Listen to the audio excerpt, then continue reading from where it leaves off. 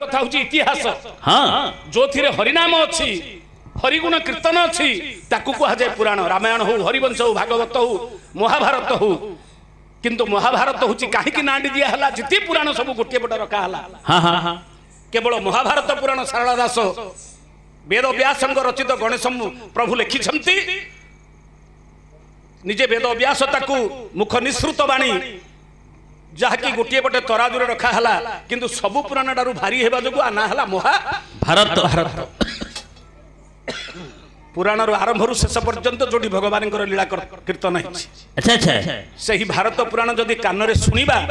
गंगारे स्नान कले जति पुण्य हाँ ए पुराण शुणिले सेति पुण्य बोली शास्त्रकार लिखिछंती ठीक आज से महाभारत मध्य पर्वर दृष्टांत होची अर्जुन और सुभद्रा परिणय माध्यम छंद चौपदी एवं पुराणर किछि विभिन्न दिगो पर आज आलोचना करिबा किंतु गायकर धर्म होछि कोन कोन प्रथम होछि आद्या द्वितीय हला मन चैतन्य तृतीय हला मंगलाचरण चतुर्थ होछि विषयवस्तु अच्छा मंगलाचरण कोन मंगल आचरित इति मंगलाचरण केते प्रकार तीन प्रकार कोन कोन नमस्कारात्मक मंगलाचरण आशीर्वादात्मक मंगलाचरण वस्तु निर्देशात्मक मंगलाचरण हां हेले आशीर्वाद कोन कोन आशीर्वाद चारिटा अक्षर हाँ प्रथम अक्षर है आ गंधगत्वा बहुराज लक्ष्मी शिव प्रसाद सकलार्थ सिद्धि शत्रुगुण विनाश हंतु दद मुकुंदम चरणारविंदे एर अर्थ गायकर धर्म है दातार मंगल कामना करिबा हाँ हाँ हाँ गायकर धर्म है जी कि आज आर्थिक सहायता ए नाटक अनुष्ठित होइछि तांकर मंगल कामना करी होछि गायकर धर्म ठीक एणु करी आशीर्वाद मंगलाचरण होछि हां हां प्रथम अक्षर होछि आगंतुकत्वा बहुराज लक्ष्मी माँ लक्ष्मी आज ये जो चारि पुत्र से मांकर तांकर परिवार झियो ज्वाई बंधु बांधव ज्ञाति कुटुंब सहित आमर ग्रामवासी समस्त राजजस्य कृति प्रदान करिथान्तु आगंतुकत्वा बहुराज लक्ष्मी शिव प्रसाद सकलार्थ सिद्धि प्रभु शिवंकर करुणा रे शिवंकर प्रसाद रे समस्त सकल कामना सिद्धि हो शत्रु ऋण विनाश हंतु शत्रु और ऋण ए दुईटा थिबा पर थिले मनरे केबे शांति नाही ऋणी हो जाइछे राति निद हबनी हाँ हाँ हाँ शत्रु जदि रहीगला ताहले मध्य राति सोई परिबा नहीं तेणु शत्रु और ऋण ए दुईटा जाक समस्त जहा विनाश हो दद मुकुंदम चरणारविंदे से मुकुंद माधव जो भगवान पाद पद्म चित्त रहू हाँ कहीं शेष जीवन में आम से भगवान जमी हे प्रभु ए जीवन छाड़ा समय केमती दर्शन टी खाली मिलू जदि एबे से हरिनामटा टिके मन रे थिबो भावना न थिबो ताहले ताकू आमे धरि परिबा हां ताकू टिके दर्शन पाई परिबा अच्छा अच्छा तेनु करी आज भगवान जो पुराण शास्त्र ए माध्यम रे आज किछि समय पाई मध्य टिके भगवान को आमे चिंतन करिबा मोर गोटे अनुरोध आपण माने ए पिले बाटी करन टिके जत्तिक समय आमे सुनुछे सेही भगवान का रूपटा को मन मध्य रे आनिकरी जो भावना करिबा मुहूर्ते हो दंडे हो निमिषे हो लबे हो सेतिक समय मध्य आमे जदि चिंता करि देबा ताले से चित्र प्रतिमा हृदय रे रहि जिवो शेष मुहूर्त रे जीवन छाड़ी लाडू से भगवान आसी पाखरे पहुंची जिवे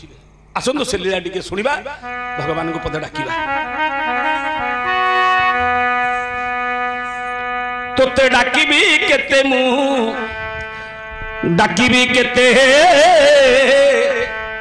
कोला ठाकुर तोते डाकिबी केते मुहु डाकिबी केते कोला ठाकुर आहे डाकी डाकी मोर कंठ गला सुखी कंठ गला सुखी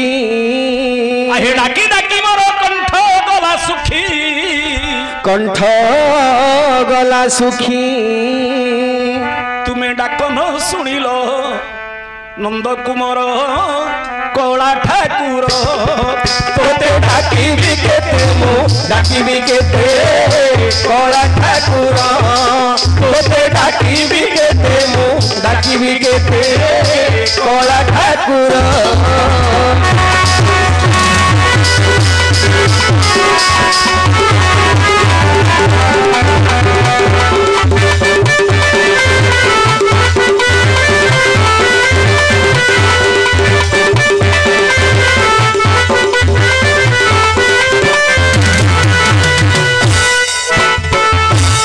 ଶବ୍ଦ କଲେ ବୋଲେ ପ୍ରଭୁ ହଁ କେତେ ଆଉ ଡାକିବି ତତେ ଡାକି ଡାକି ମୋର କଣ୍ଠ ଗଲା ଶୁଖି କଣ୍ଠପାଟି ଶୁଖି ଗଲାଣି ପ୍ରଭୁ ଆଉ ମୋର ଡାକିବା ପାଇଁ ଆଉ ପ୍ରଭୁ ଭରସା ନାହିଁ ପ୍ରଭୁ ସାହସ ନାହିଁ ପ୍ରଭୁ ହଁ କେତେ ତତେ ଡାକିବି ଆଉ ହେ ନନ୍ଦ କୁମାର हे परम पुरुष भगवान हाँ केबे मते देखा टिके मिलिबो तुम्हें पर भक्तर बंधु हाँ चारि जुगरे तुम्हें भक्तर बंधु भक्त पाखरे पहुंची जाइछ प्रभु सत्य तृतीया द्वापर कली सत्य रे तुम्हें कोन करिछ प्रभु कौन करछंती सत्य जुगे हेलो बामन बळी ठारू खेनिलो दान सत्य जुगे हेलो बामन बळी ठारू खेनिलो दान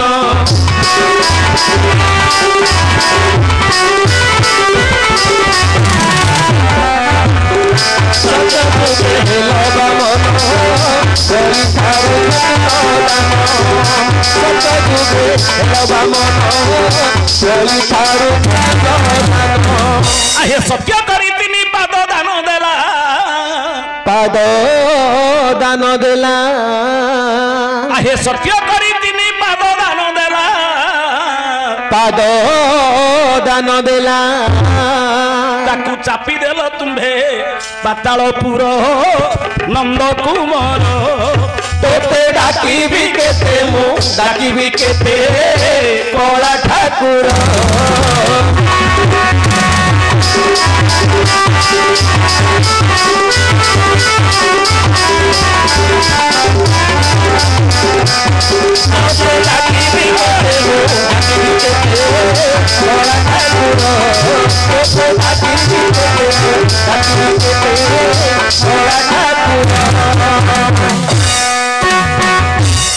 सत्य जुगे हेलो बामन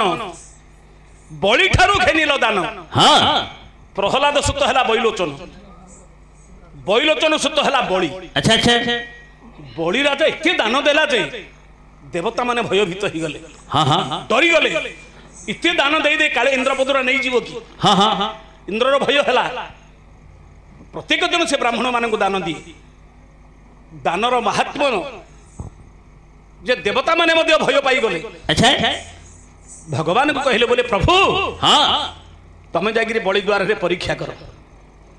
भगवान कौन कले बामन अवतार रे जागिरी पहुंची गले हाँ हाँ हाँ कश्यप ऋषि घरे अदिति गर्भरे जन्म होइथिले बामन अवतार रे हाँ कश्यप ऋषि अनुसार अदिति गर्भरे जन्म हेले प्रभु बामन अवतार रे बलि द्वार रे पहुंचिले अच्छा जिमिति बलि देखिदेला बोला प्रभु इति बड़ सुंदर रूप लावण्य रूप हाँ लावण्य गुष्ट मात्रं जगतवश्यतिलकं पुस्तकं वर्णमाल स्कंदे यज्ञं पवित्रं त्रिदस्य दूति हरं तत्वरं चोतरीयं धृत्वा छत्रं च वामेदय कुसुमटकं ताम्रपात्रं च दख्ये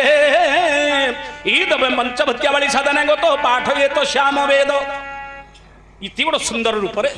ब्राह्मण रूप धरिछंती उत्तरीय खंडे पकैछंती ताम्रपात्र धरिछंती हाँ ताल छता खंडे धरिछंती वेद ध्वनि करी पहुंची गले बलि द्वार रे अच्छा अच्छा जिमिति ये तो वेद ध्वनि शुणी देले हाँ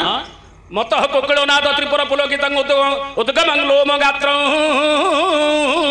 दानान्ते भोजनार्थे चलति बलिनुरूपं श्रीयते वेदनादं उद्वेगं धावयन्ति द्विजवर समीपं दृश्यते ब्रह्मरूपं सानन्दे पुच्छन्ति किमपि द्विजवरं कृत्रकार्ये त्वमासि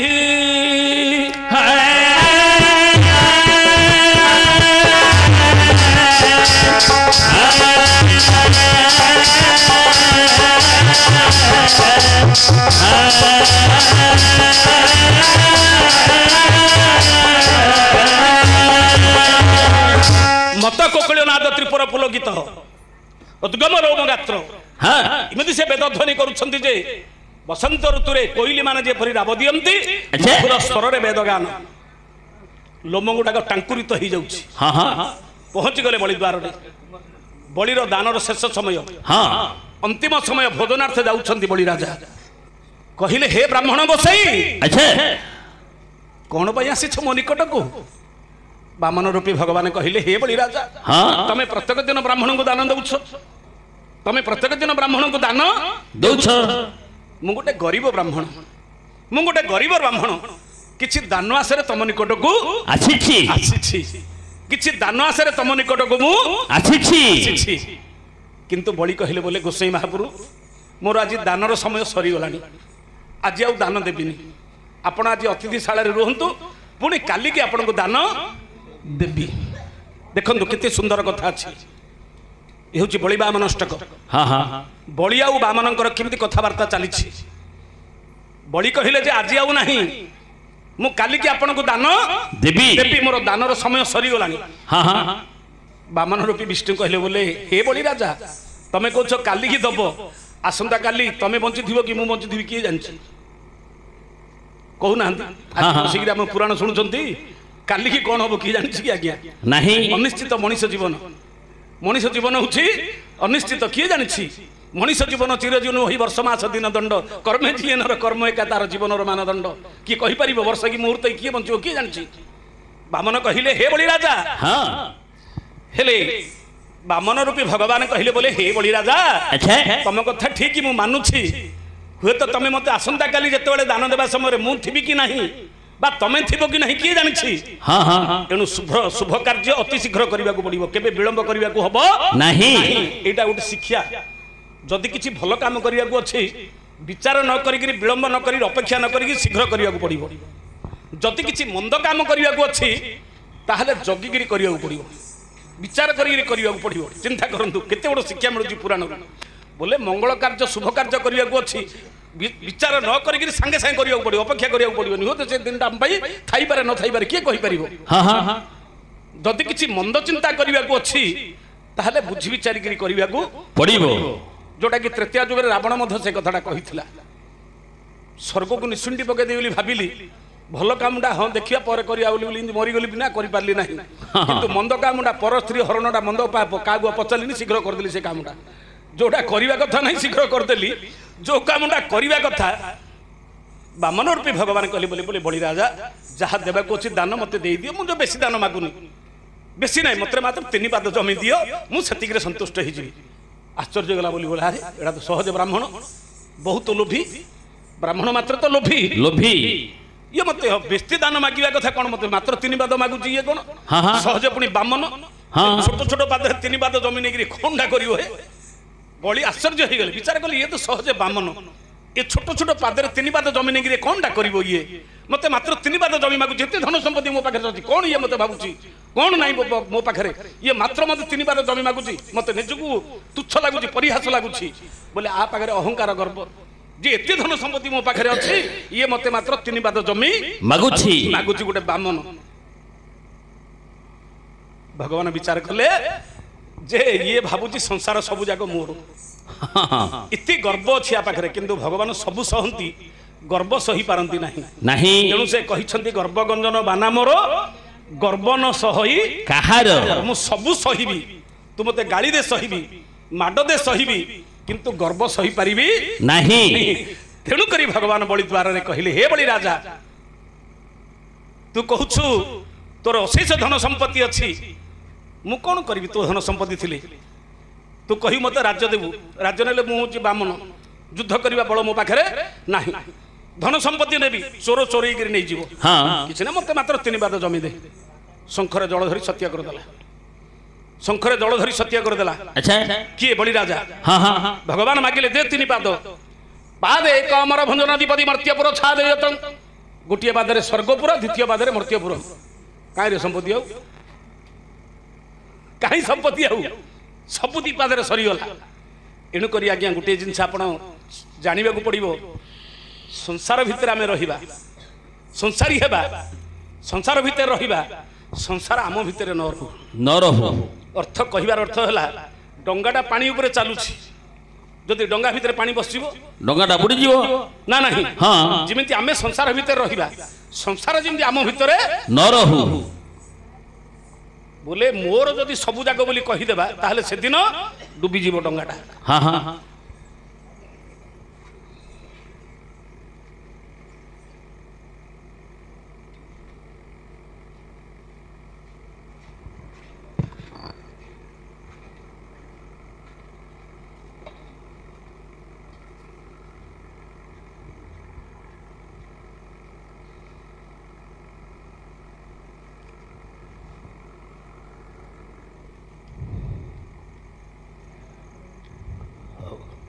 ଭଗବାନ ମଙ୍ଗଳ କରନ୍ତୁ। ହେଲେ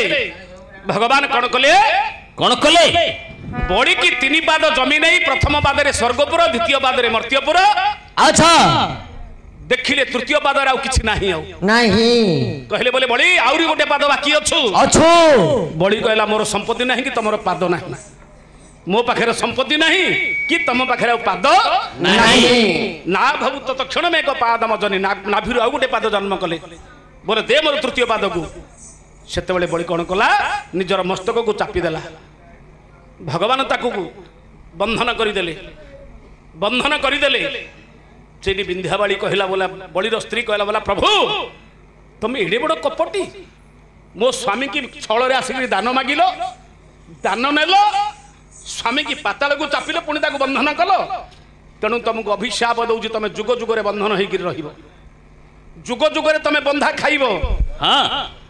ବଳିର ସ୍ତ୍ରୀ ବିନ୍ଧ୍ୟାବଳି ଅଭିଶାପ ଦେଇଥିଲେ। ଏଣୁ 4 ଯୁଗରେ ଭଗବାନ ବନ୍ଧା ଖାଇଛନ୍ତି। ସତ୍ୟରେ କୋଉଠି ବନ୍ଧା ଖାଇଥିଲେ? ତ୍ରେତୟାରେ କୋଉଠି ବନ୍ଧା ଖାଇଥିଲେ? ଦ୍ୱାପରରେ କୋଉଠି ବନ୍ଧା ଖାଇଥିଲେ? ଏବେ କଳିରେ କୋଉଠି ବନ୍ଧା ଖାଉଛନ୍ତି? ଆଲୋଚନା କରିବା, ଆଗକୁ ଟିକେ ଅପେକ୍ଷା କରନ୍ତୁ, ବିଷୟବସ୍ତୁକୁ ଯିବା। 4 ଯୁଗରେ ଭଗବାନ ଆଜି ବନ୍ଧା ଖାଉଛନ୍ତି। ଆଜି କିଏ ବାନ୍ଧିଛି କେତେବେଳେ କୋଉଠି? ସତ୍ୟରେ, ତ୍ରେତୟାରେ, ଦ୍ୱାପରରେ, କଳିରେ। କଳିରେ ଆଜି ଭଗବାନ 4 ଯୁଗରେ ବନ୍ଧା ହଉଛନ୍ତି। ଆଜି ହେଲେ ସତ୍ୟ ଗଲା, ତାପରେ ଆସିଲା ତ୍ରେତୟା। ତୃତୀୟ ଯୁଗରେ କଣ କରିଛନ୍ତି? ତ୍ରେତୟାରେ ରାମ ରୂପେଣ ସୀତା ଘେନି ଚଳିଲ ବନ। ତ୍ରେତୟାରେ ରାମ ରୂପେଣ ସୀତା ଘେନି ଚଳିଲ ବନ।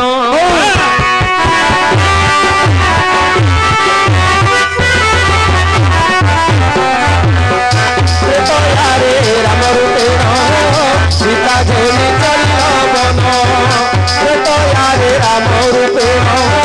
ସୀତା ଘେନି ଚଳିଲ ବନ।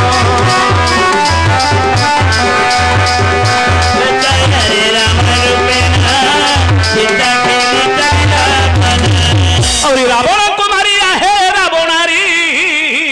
आहे रावणारी, रावण को मारी आहे रावणारी, आहे रावणारी। तुम्हें विभीषण कल लंका ईश्वर कला ठाकुर। तोते डाकिबी केते मु डाकिबी केते कला ठाकुर।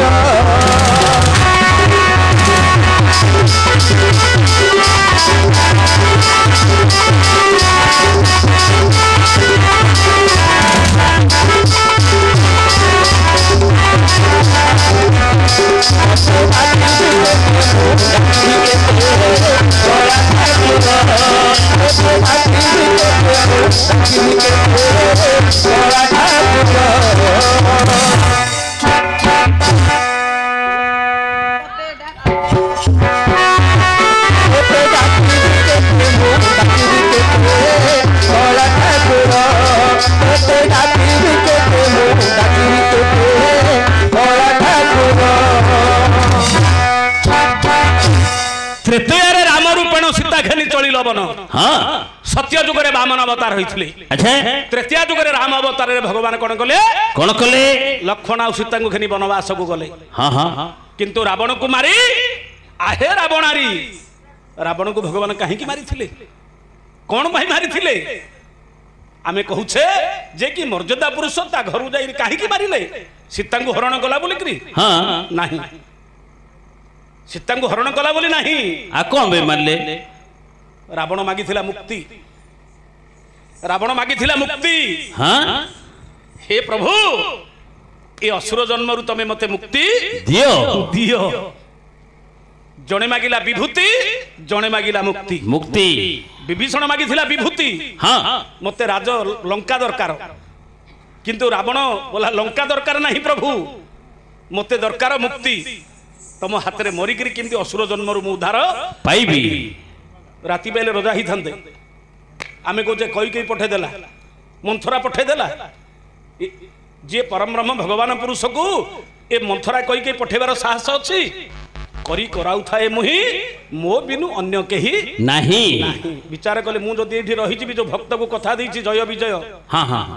द्वारपाल मोर दीटा, हाँ सत्यर हिरणाक्ष हिरण्यकश्यपु, द्वापर त्रेतयर रावण कुंभकर्ण, अच्छा द्वापर साल्व शिशुपाल, ତିନି ଅବତାରେ ତାଙ୍କୁ ଉଦ୍ଧାର କରିବି ମୁଁ ଯଦି ଏଠି ରଜା ହେଇକି ରହିଯିବି ତାହେଲେ ସେ ଦି ଜଣ କ'ଣ କରିବେ ସେଠି ଅଯୋଧ୍ୟାରେ ଯଦି ରଜା ହେଇଯିବି ସେମାନେ କେମିତି ଉଦ୍ଧାର ହେବେ ତେଣୁ ଖଳ ଆଉ ଦୁର୍ବଳ ଦି ଜଣଙ୍କୁ ଆଦେଶ ଦେଲେ ଜଣେ ରହିବ କୈକେୟୀ ପାଖରେ ଆଉ ଜଣେ ରହିବ ମନ୍ଥରା ପାଖରେ ଜଣେ ରହିବ କୈକେୟୀ ପାଖରେ ଜଣେ ରହିବ ମନ୍ଥରା ପାଖରେ ଏମିତି ସୃଷ୍ଟି କର ଯେ ମୁଁ ଯେମିତି ରଜା ନ ହେଇକି ବଣକୁ ଯିବାକୁ ପଡ଼ିବ ଏସବୁ କେମିତି ଲୀଳା ଦେଖନ୍ତୁ ଆଜ୍ଞା କିନ୍ତୁ ଦୋଷ ପାଇଗଲେ ଆଜ୍ଞା ଦି ଜଣ ଯେ ମନ୍ଥରା କୈକେୟୀ ଯୋଗୁଁ ରାମଚନ୍ଦ୍ର 14 ବର୍ଷ ବନବାସ ଗଲେ ଆଜ୍ଞା ଚିନ୍ତା କରନ୍ତୁ ଏଣୁ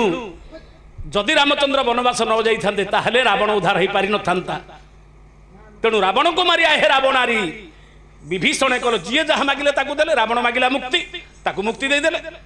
ବିଭୀଷଣ ମାଗିଲା ମତେ ଲଙ୍କାଟା ଦରକାର ଲଙ୍କାଟା ତାକୁ ଦେଇଦେଲେ ଯିଏ ଯାହା ମାଗିଲେ ତାକୁ ଭଗବାନ ତାକୁ ସେଇଟା ଦେଇଦେଇଛନ୍ତି ତାପରେ ଆସିଲା ଦ୍ୱାପର ଯୁଗରେ କ'ଣ କରିଛନ୍ତି ଦ୍ୱାପରରେ ରଙ୍ଗାବତାର ଚଳିଗଲ ମଥୁରାପୁର ଦ୍ୱାପରରେ ରଙ୍ଗାବତାର ଚଳିଗଲ ମଥୁରାପୁର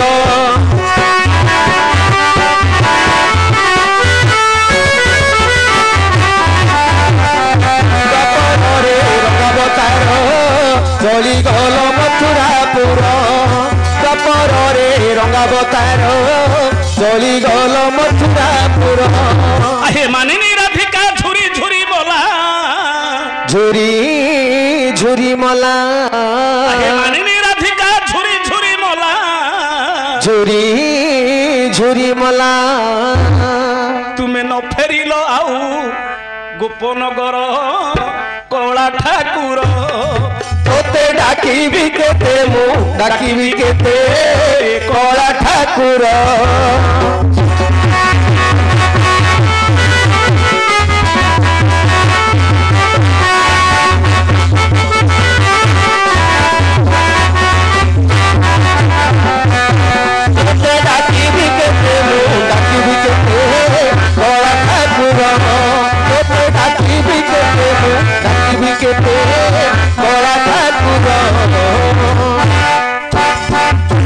ଦ୍ୱାପରରେ ରଙ୍ଗାବତାର ଚଳିଗଲ ମଥୁରାପୁର ହଁ ଜନ୍ମ ହେଲେ ମଥୁରାରେ ବଢିଲେ ଗୋପରେ 11 ବର୍ଷ 8 ମାସ ରହିଲେ ଗୋପପୁରରେ 11 ବର୍ଷ 8 ମାସ ହେଲେ ମଥୁରାରେ ଜନ୍ମ ହେଇକିରି ଗୋପକୁ କାହିଁକି ଆସିଲେ କାହିଁକି କ'ଣ ଦରକାର ଥିଲା କି ଆଉ କୋଉଟେ ଜାଗା ନଥିଲା ତାତ୍ପର୍ଯ୍ୟ କ'ଣ କ'ଣ ନା ଗୋପରେ ଗାଈ ଅଛି ଗୌଡ଼ ଲୋକ ବେଶୀ ଅଛନ୍ତି ହଁ ହଁ ଗାଈ ଅଛି ଭଗବାନ ଜାଣିଛନ୍ତି ମୁଁ ଯୋଉ ତୃତୀୟ ଯୁଗରେ ପାପ କରିଛି ସେ ପାପର ମୁକ୍ତି ହେବାକୁ ଗଲେ ଗୋ ସେବା ଦରକାର ହଁ ହଁ ହଁ କାହିଁକି ନା ରାବଣ ହେଉଛି ବ୍ରହ୍ମାଙ୍କର ଚତୁର୍ଥ ପୁରୁଷ ଆଚ୍ଛା ବ୍ରହ୍ମାଙ୍କର ଚତୁର୍ଥ ପୁରୁଷ ବ୍ରହ୍ମହତ୍ୟା ପାପ କରିଛି ହଁ ସେ ବ୍ରହ୍ମହତ୍ୟା ପାପର ମୁକ୍ତି ହେବା ପାଇଁ ଗୋ ସେବା ଦରକାର ତେଣୁକରି ଗୋ ସେବା କରିବା ପାଇଁ ଭଗବାନ ଆସିକି ରହିଲେ ଗୋପପୁରରେ 11 ବର୍ଷ 8 ମାସ ହଁ ହେଲେ ଯେତେବେଳେ କି ଭଗବାନ ତୃତୀୟ ଯୁଗରେ ଜନ୍ମ ହେଲେ ରାମ ଅବତାରରେ ଚୈତ୍ର ମାସ ଶୁକ୍ଳପକ୍ଷ ନବମୀ ତିଥି ମଧ୍ୟାହ୍ନରେ ହଁ ହଁ ମଙ୍ଗଳବାରରେ ହଁ ମଙ୍ଗଳବାରରେ ଭଗବାନ ଜନ୍ମ ହେଇଥିଲେ କ'ଣ ଚୈତ୍ର ମାସ ଶୁକ୍ଳପକ୍ଷ ନବମୀ ତିଥିରେ ତିଥିରେ ଜନ୍ମ ହେଇଥିଲେ ତେଣୁ ଆମେ ରାମ ନବମୀ ପାଳୁଛେ ମଧ୍ୟାହ୍ନରେ ଦିନ ବେଳା ହଁ ହେଲେ ରାମ ନବମୀ ଯେତେବେଳେ ଭଗବାନ ଜନ୍ମ ହେଲେ ରାମଚନ୍ଦ୍ର ସବୁ ଯାକ ଦେବତା ଦର୍ଶନ କରିବାକୁ ଗଲେ ହଁ ଏ 33 କୋଟି ଦେବତା ସମସ୍ତେ ଦର୍ଶନ କରିବାକୁ ଗଲେ ହଁ କିନ୍ତୁ ଜଣେ ଯାଇପାରିଲାନି କିଏ ଯାଇପାରିଲାନି ସବୁ ଦେବତା ଗଲେ ଦର୍ଶନ କରିବାକୁ କିନ୍ତୁ ଜଣେ ଯାଇପାରିଲାନି କିଏ ଯାଇପାରିଲାନି କିଏ ଯାଇପାରିଲାନି ଚିନ୍ତା କରନ୍ତୁ କିଏ ଯାଇପାରିବନି ସିଏ ହେଉଛି ଚନ୍ଦ୍ର କାହିଁକି ନା ସୂର୍ଯ୍ୟ ବେଳାଟା ସୂର୍ଯ୍ୟ ଥିଲେ ଚନ୍ଦ୍ର ନାହିଁ ଚନ୍ଦ୍ର ଥିଲେ ସୂର୍ଯ୍ୟ ନାହିଁ ସୂର୍ଯ୍ୟ ନାହିଁ ନା ନାହିଁ ଦିନ ବେଳା ଜନ୍ମ ହେଇଛନ୍ତି ମଧ୍ୟାହ୍ନରେ ଦିନରେ ଚନ୍ଦ୍ର ଆସିବ କି ହେଲେ ସମସ୍ତେ ସିନା ଗଲେ ଦର୍ଶନ କଲେ କିନ୍ତୁ ଚନ୍ଦ୍ର ଯାଇପାରିଲେ ନାହିଁ ସେଇଠି ଚନ୍ଦ୍ର ମନ ଦୁଃଖ କଲେ ବୋଲେ ପ୍ରଭୁ ମୁଁ ଏଡେ ବଡ଼ ହତଭାଗା ଯେ ଏ ସବୁ ଦେବତା ଦର୍ଶନ କଲେ ପ୍ରଭୁ ମୁଁ ତମର ଦର୍ଶନ କରିପାରିଲି ନାହିଁ ସେଠି ଭଗବାନ ଆଶ୍ୱାସନା ଦେଲେ ହଉ ଚନ୍ଦ୍ର ଏ ଯୁଗରେ ମୁଁ ସୂର୍ଯ୍ୟ ବଂଶରେ ଜନ୍ମ ହେଇଛି ତେଣୁ ସୂର୍ଯ୍ୟ ବେଳାରେ ଜନ୍ମ ହେଲି କଥା ଦଉଛି ଆର ଜନ୍ମରେ ଦ୍ୱାପର ଯୁଗରେ ମୁଁ ଚନ୍ଦ୍ର ବଂଶରେ ଜନ୍ମ ହେବି ପ୍ରଥମରେ ତମେ ମତେ ଦର୍ଶନ କରିବ ତାପରେ ମୁଁ ଜନ୍ମ ହେବି ତେଣୁକରି ଦ୍ୱାପର ଯୁଗରେ ଯଦୁ ବଂଶରେ ଚନ୍ଦ୍ର ବଂଶରେ ଜନ୍ମ ହେଲେ ଯେତେବେଳେ କି ଚନ୍ଦ୍ର ବଂଶରେ ଜନ୍ମ ହେଲେ ଭଗବାନ 8 ଜଣ ସବୁ 8 ଅଙ୍କର ହେଇଥିଲା 8 ଜଣ ଦର୍ଶନ କରିଥିଲେ ଭଗବାନଙ୍କର ଦ୍ୱାପର ଯୁଗରେ ଅବତାର ସଂଖ୍ୟା କେତେ ଆଜ୍ଞା 8 ମତ୍ସ୍ୟ କୁର୍ମ ବରାହ ନୃସିଂହ ବାମନ ପରଶୁରାମ ରାମ ଯୋଉଟା କି ବଳରାମ ଦ୍ୱାପର ଯୁଗ ଯୋଉଟା କୃଷ୍ଣ ହଁ ହଁ ଅବତାର ସଂଖ୍ୟା ହେଲା 8 8 ଜନ୍ମ ହେଲେ ଦେବକୀର ଅଷ୍ଟମ ଗର୍ଭରେ ହଁ ଦେଖନ୍ତୁ ଗର୍ଭ ସଂଖ୍ୟା ହଉଛି 8 8 ଅଷ୍ଟମ ଗର୍ଭ ହଁ ଜନ୍ମ ହେଲେ ଅଷ୍ଟମୀ ତିଥିରେ ଅଷ୍ଟମୀ ତିଥି ହଁ ହଁ ପୁଣି ଜନ୍ମ ହେଲେ 8 ଘଡ଼ି ସମୟ दिन 16 घड़ी राति 16 घड़ी हाँ हाँ रात्र 8 घड़ी जन्म हेले आकाश उदय निशाकर देवकी उदरु बाहर बाहर चंद्र जेतले आकाश रे देखा देले देवकी गर्भरु भगवान आसिले राति 8 घड़ी सेतले हितला हाँ हाँ हाँ 8 जन दर्शन करथिले के प्रथम रे चंद्र दर्शन कले एक द्वितीय रे वसुदेव दर्शन कले दुई कहीं कि ना वसुदेव को आकाश बनेला तू मते नै कि अति शीघ्र ऊपर छाड़ीबी ए बोला मोर हाथ रे सिंकुली पड़छि कुआडे जीवी प्रभु हाथ रे सिंकुली पड़छि फिटिला पादर सिंकुली पथ कढ़ाइला बिजुली अंधार रात रे किमिति जीवी प्रभु टॉर्च लाइट मो पाखरे नाही ठीक अछि संगे संगे टॉर्च व्यवस्था कर दूजु बोले बिजुली गाते से देले अति शीघ्र तू टॉर्च काम करे संगे संगे आलुओ देखे देला बिजुली बिजुली दर्शन कला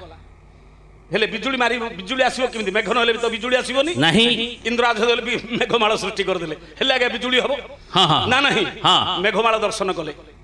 गणी गणी नौचर नहीं प्रथम रे चंद्र एक द्वितीय रे वसुदेव दुई तृतीय रे बिजुली तीन चतुर्थ रे मेघ चारि पंचम रे इंद्र पांच ना नहीं हां तापरे बाटरे उग्रसेन जगी ठेंगा धरि गिरी बोला अरे रह किए तू जाउचू कंसर डगर मु छाड़िबे को नाइ रे बापा मो पुओ हिची रजा मु होची कटुआळ की पौरुष हे पुओ हिची रजा बोपा हिची चाकर कटुआळ आजि मतो सेटा गा चल जीवरा ना नहीं पुआ आज रजा बोपा आज दांड दुआरे चाकर आज घर जगी थी कुकुर काम करिया पड़ुची बापा माँ आज से रही जाए द्वापर जुगर कथा कली जुगर मत से गाँव हूँ परा एणु कंस होची रजा पुओ होची कटुआल जगी बापा सी कही क्या छाड़बनी ए किए तू जाऊँ कह कौन धरचु से मुंडे ना भगवान कृष्ण को धरचु कृष्ण को धरचु जाऊँ से बोला देखा कहीं कृष्ण से बोला आकाशवाणी तू मत छाड़दे मुझे अल्प दिन रजा करी ना ही नहीं जदि तू प्रकृत में नारायण देखा तो शंख चक्र चिन्ह चिन्ह चतुर्भुज देखिले का मुझे छाड़बी से उग्रसेन को दर्शन देते केते हला 6 ना नहीं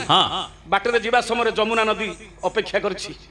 दर्शन करी बोलिगिरी केते जुग जुग अपेक्षा करछि तृतीय जुग अपेक्षा करछि जमुना काहेकि जेतले कि गंगा नदी पार होइगिरी गले अहल्या को उद्धार कले विश्वामित्र को साथी धरी जेतले गंगा नदी पार हेले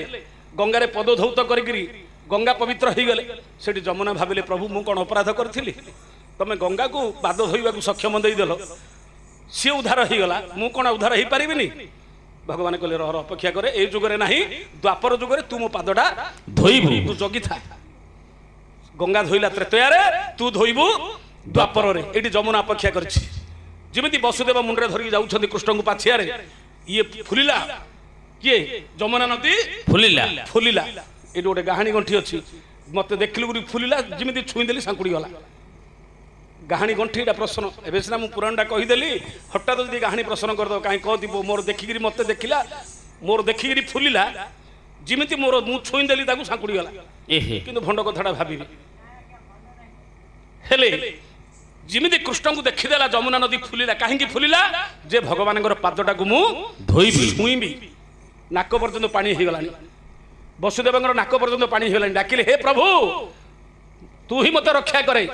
भगवान कौन कले देखिले आउ नाकटा बुड़ी जीव तेणुक जो पाछियार थे पादटा बाहर को काटदेले जमी जमुना टी छुईदेला सांगे सांगे आउे जल सुखीगला जल सुखीगला बाटर जीवा समय अनंत अपेक्षा कर वर्षा हूँ झिपी झिपी फणा ढांकीदेले केते 8 है ना नहीं 8 जन है ना अष्ट मल्ल को मारी 8टा सखा को लेकर लीला करथिले अष्ट सखी की लेकर 8टा कुंजरे क्रीड़ा करथिले प्रभु द्वापर जुगुड़ा खाली 8 रे जाई सब जा देखंतु गर्भ होची 8 तिथि होची 8 समय होची 8 घड़ी ना नहीं 8 जन दर्शन करथिले पुनी अष्ट सखा अष्ट मल्ल अष्ट सखी सब जगह 8 रे जाई द्वापर जुगुड़ा तापर आसला कलिजुग रे लीला कलिजुगे लीला चोल रे भौणी को घेनी संग रे कलिजुगे लीला चोल रे भौणी को घेनी संग रे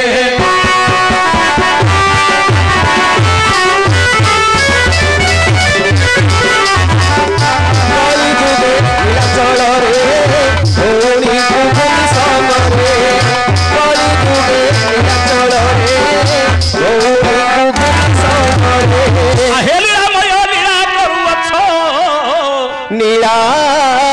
କରୁଅଛ आहे लीलामय लीला करुअछ लीला କରୁଅଛ आहे विजय करी प्रभु बड़ दांडर कला ठाकुर तोते डाकिबी केते मु डाकिबी केते कला ठाकुर